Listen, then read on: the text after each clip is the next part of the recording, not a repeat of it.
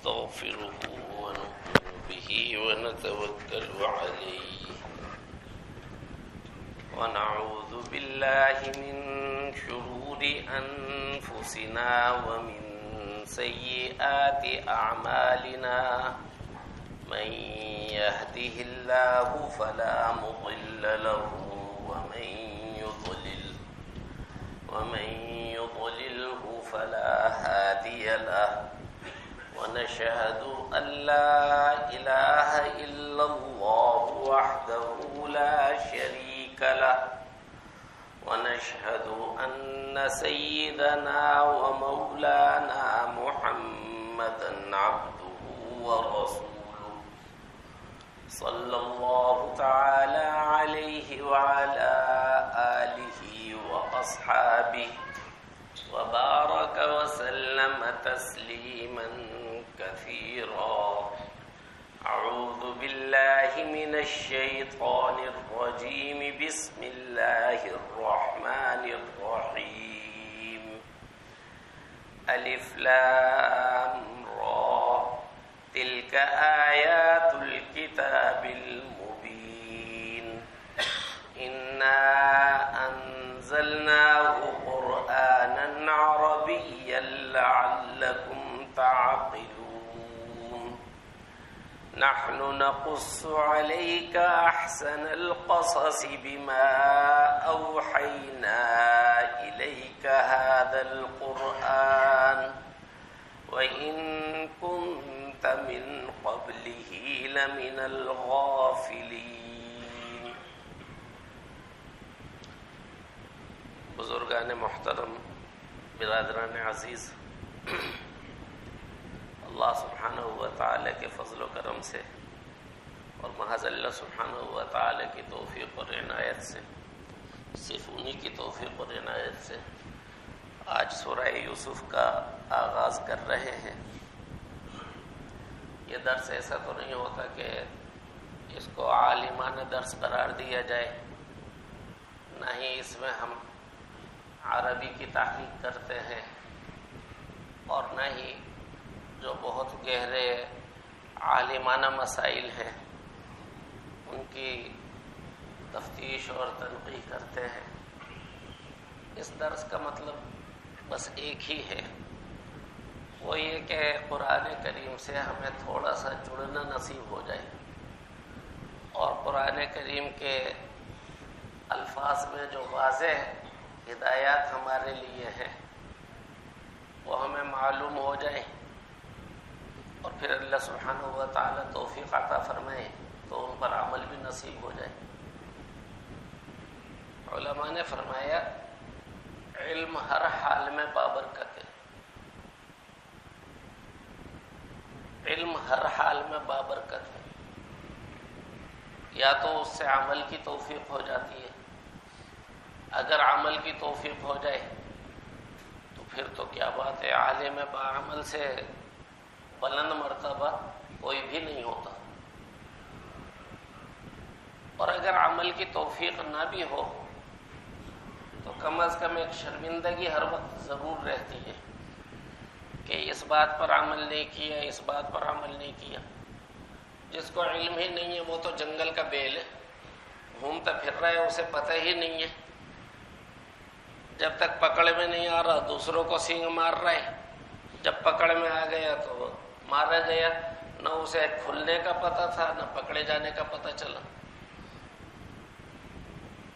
تیسرا فائدہ علم کا یہ ہے جو علماء نے فرمایا، وہ یہ کہ علم انسان کو عمل کی طرف بلاتا ضرور ہے. فی الحال نہ آ سکے گا تو کچھ عرصے کے بعد ضرور آ جائے گا. چوتھا فائدہ یہ ہے کہ اگر آخر تک نہ آیا تو کم از کم مرتے وقت توبہ کی توفیق ضرور ہو جاتی ہے، توبہ نصیب ہو جاتی ہے. تو یہ جو باتیں ہم پڑھیں گے ان میں ظاہر ہے کہ ہدایات بہت ساری آئیں گی، تو اگر ان پر عمل کی توفیق ہو گئی تو یہ تو ماشاءاللہ نورنا علی نور ہے. ورنہ اللہ تعالیٰ سے یہی دعا کرنی چاہیے کہ یہ باتیں ہمیں یاد رہیں اور ان پر بعد میں عمل کرنے کی توفیق ہو جائے. سورہ یوسف کا مضمون ہم میں سے اکثر کے ذہن میں ہوتا ہے، خلاصہ نکالیں تو وہ فارسی کا ایک مزاحیہ شعر ہے کہ کسی نے پوچھا تھا کہ قصہ یوسف سناؤ، تو اس نے کہا پدر بود پسر داشت گم شد بازیافت، کہ ایک باپ تھا، ایک اس کا بیٹا تھا، بیٹا گم ہوا پھر دوبارہ مل گیا۔ تو قصہ تو اتنا ہی ہے، لیکن اس قصے کو قرآن نے جیسے بیان کیا ہے، سبحان اللہ، اللہ سبحانہ و تعالی نے خود اس کو فرمایا احسن القصص، بہترین قصہ۔ اندازہ لگائیے کہ اللہ سبحانہ و تعالی جس کو بہترین قصہ ارشاد فرما دے وہ کیسا ہوگا، اس کے اندر کتنی ہمارے لیے ہدایات ہوں گی، کتنی ہمارے لیے نصائح ہوں گی، کتنی برکات ہوں گی، کتنے انوار ہوں گے۔ اللہ سبحانہ و تعالی نے اس قصے کو بہترین قصہ قرار دیا۔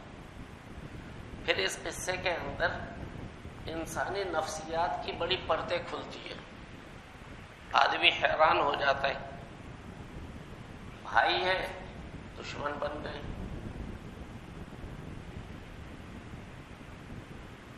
غلام بنا کر خریدنے والے وہ سگی اولاد کی طرح گھر میں پال رہے ہیں، بھائی دشمن ہو گئے، اور جنہوں نے زر خرید غلام بنایا تھا وہ اولاد بنا کر گھر میں ایسے پال رہے جیسے سگی اولاد کو پالا جاتا ہے۔ پھر دیکھیے وہی جو ماں کی طرح پرورش کرنے والی تھی، جب اس کا دماغ پلٹا تو وہ خواہش پوری کرنے کے پیچھے لگ گئی۔ وہی جس نے باپ کی طرح شفقت دی تھی اور اپنے محل میں پالا تھا، اس نے اٹھایا اور جیل میں ڈال دیا، اور پرواہ بھی نہ کی، 12 سال جیل میں گزر گئے۔ وہ بھائی جنہوں نے بڑی صفاکی کے ساتھ، بڑی بے رحمی کے ساتھ کنویں میں ڈال دیا تھا اور پھر اونے پونے بیچ دیا تھا، اب وہی محتاج بن کر اور سوالی بن کے سامنے آ کر کھڑے ہوئے ہیں۔ باپ اور بیٹا جو جدا ہوئے تھے اور ان کے وہم و گمان میں بھی نہ تھا کہ دوبارہ ملاقات ہوگی، دیکھیے ملتے، گئی ہوئی آنکھیں واپس آ جاتی ہیں۔ یہ سب اس قصے کے اندر ہے کہ کیسے اللہ سبحانہ و تعالی قیدی کو نکالتے ہیں اور پورے ملک مصر کا خود مختار مالک بنا دیتے ہیں۔ تو اس واقعے کے اندر انسانی نفسیات کی عجیب پرتیں ہیں، اور پتہ چلتا ہے کہ اللہ سبحانہ و تعالی نے انسان جیسا کسی اور کو نہیں بنایا۔ عجیب ہی دماغ اور عجیب ہی اللہ سبحانہ و تعالی نے اس کی نفسیات رکھی ہے۔ علماء کہتے ہیں کہ سورہ یوسف کو اللہ سبحانہ و تعالی نے نازل فرمایا، اس کے 3 بڑے بڑے مقصد ہیں۔ یوں کہہ لیجئے کہ جو اغراض نزول ہیں وہ ہمیں ظاہری طور پہ جو معلوم ہوتی ہیں وہ 3 ہیں، اصل تو اللہ سبحانہ و تعالی ہی جانتے ہیں۔ ایک حکمت اور ظاہری غرض وہ یہ نظر آتی ہے کہ جناب رسول اللہ صلی اللہ علیہ وآلہ وسلم کے قلب مبارک کو تسلی دی جائے، اور وہ صحابہ کرام جو کمزور تھے اور اپنوں کی دشمنی جھیل رہے تھے، ان کے دل کو تسلی دی جائے کہ ایسا ہوتا آیا ہے اور اللہ سبحانہ و تعالی جب چاہیں گے دن بدل دیں گے۔ اس کے ہاں دیر ہو جاتی ہے، اندھیر نہیں ہوتی، بلکہ علماء نے کہا دیر بھی نہیں ہوتی، جو ٹائم مقرر ہے اس ٹائم پر ہوتا ہے، ہمیں لگتا ہے دیر ہو رہی ہے، ورنہ اس کے ہاں تو دیر بھی نہیں ہوتی، وقت مقرر ہے، اس وقت پہ حالات بدل جاتے ہیں۔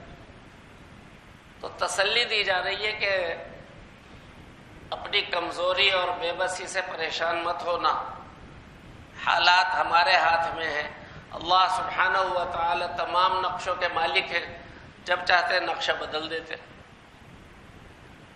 دوسری غرض جو یہاں معلوم ہوتی ہے وہ یہ ہے کہ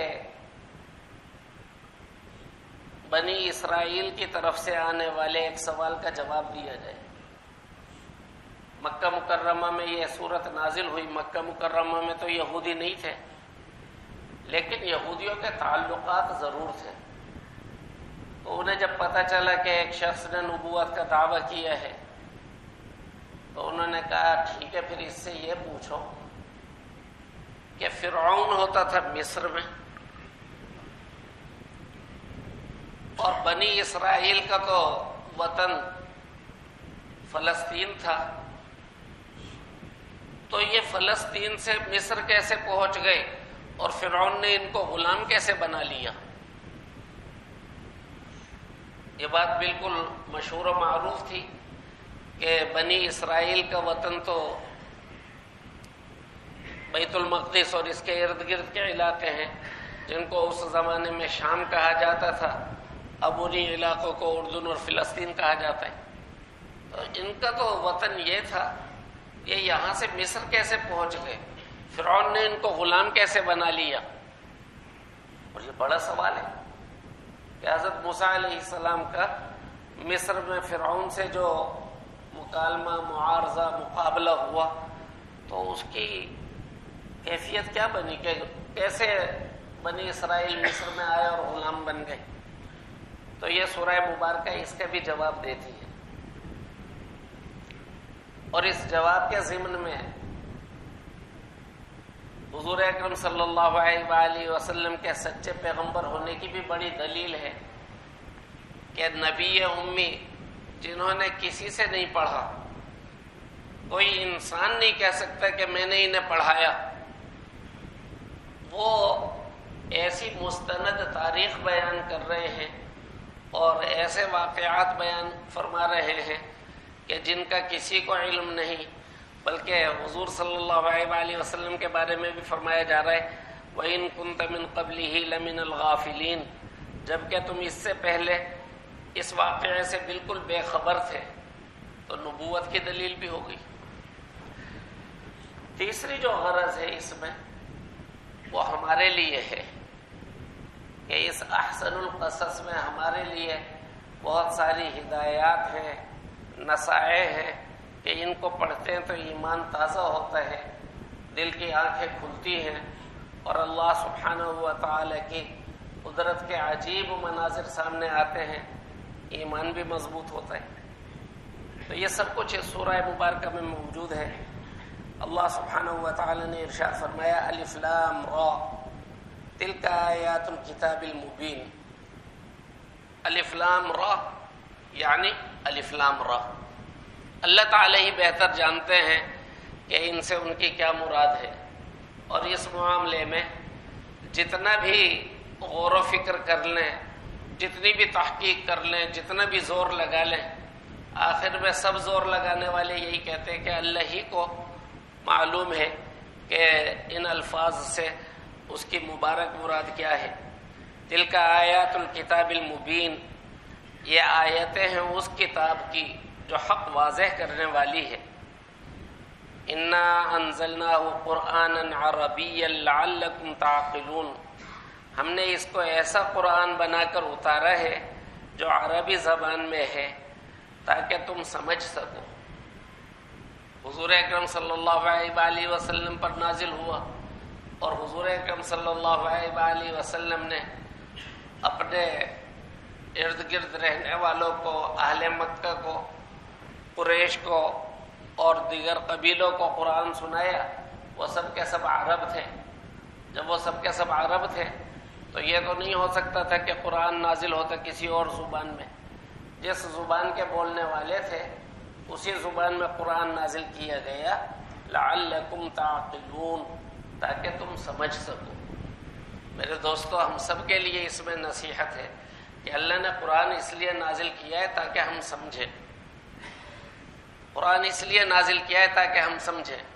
جو عرب تھے ان کے لیے تو عربی میں نازل ہوا، اور جو عرب نہیں ہیں ان کے لیے اللہ کے بندوں نے بڑی محنت کر کے اور بڑی قد و کاوش کے بعد ترجمے لکھ دیے ہیں، مستند ترجمے جو بڑے مرتبے والے علماء کے لکھے ہوئے ہیں وہ موجود ہیں، لیکن ہمیں کھولنا تو چاہیے، ہمیں پڑھنا تو چاہیے۔ آدمی روزانہ ایک آیت ترجمے کے ساتھ پڑھے تب بھی 6666 دنوں میں قرآن پاک مکمل ہو سکتا ہے۔ اور اگر کوئی کہے کہ ایک آیت کا بھی میرے پاس ٹائم نہیں ہے تو پھر افسوس۔ کوئی کہے میرے پاس 2 آیتوں کا بھی ٹائم نہیں ہے۔ جناب رسول اللہ صلی اللہ علیہ وآلہ وسلم نے صحابہ کرام سے فرمایا کہ تم میں سے کون اس بات کو پسند کرتا ہے کہ صبح صبح نقیع کی منڈی میں جائے اور 2 موٹی تازی اونچی اونٹنیاں سامان سے لدی ہوئی مفت لے کر آ جائے، بغیر کسی ظلم کے اور بغیر کسی قطع رحمی کے۔ آج کی بولی میں سمجھ لو یہ فرمایا منڈی جائے اور 2 شہزور بھرے ہوئے لے کر آ جائے، سامان بھی اس کا شہزور بھی اس کے، اور بغیر کسی ظلم، بغیر کسی قطع رحمی کے، بغیر کسی گناہ کے۔ صحابہ کرام نے عرض کیا اے اللہ کے رسول، ہر ایک میں سے اس چیز کو پسند کرے گا؟ مفت کا آتا ہوا تو تھوڑا سا مال بھی بہت ہے، یہ تو بہت بڑا مال ہے۔ اللہ کے نبی نے فرمایا کہ 2 آیتیں صبح صبح قرآن کی سمجھ لو، یہ اس سے بہتر ہے، یہ اس سے افضل ہے۔ نحن نقص عليك احسن القصص بما اوحينا اليك هذا القرآن، اے پیغمبر، اے محبوب، ہم نے تم پر یہ قرآن جو وحی کے ذریعے بھیجا ہے، اس قرآن کی بدولت ہم تمہیں ایک بہترین واقعہ سناتے ہیں۔ وَإِن كُنتَ مِن قَبْلِهِ لَمِنَ الْغَافِلِينَ، جبکہ تم اس سے پہلے اس واقعے سے بالکل بے خبر تھے۔ اللہ سبحانہ و تعالی ان باتوں میں جو بھی نور اور ہدایت ہے وہ ہم سب کو عطا فرمائے۔ الحمد للہ رب العالمین والصلاة والسلام علی سید الانبیاء والمرسلین سیدنا و مولانا محمد وعلی آلہ وصحبہ اجمعین۔ ربنا آتنا فی الدنیا حسنہ وفی الآخرة حسنہ وقنا عذاب النار۔ ربنا آتنا فی الدنیا حسنہ وفی الآخرة حسنہ وقنا عذاب النار۔ ربنا آتنا فی الدنیا حسنہ وفی الآخرة حسنہ وقنا عذاب النار۔ وصلی اللہ تعالی علی خیر خلقہ سیدنا و مولانا محمد وعلی آلہ وصحبہ اجمعین، آمین برحمتک یا ارحم الراحمین۔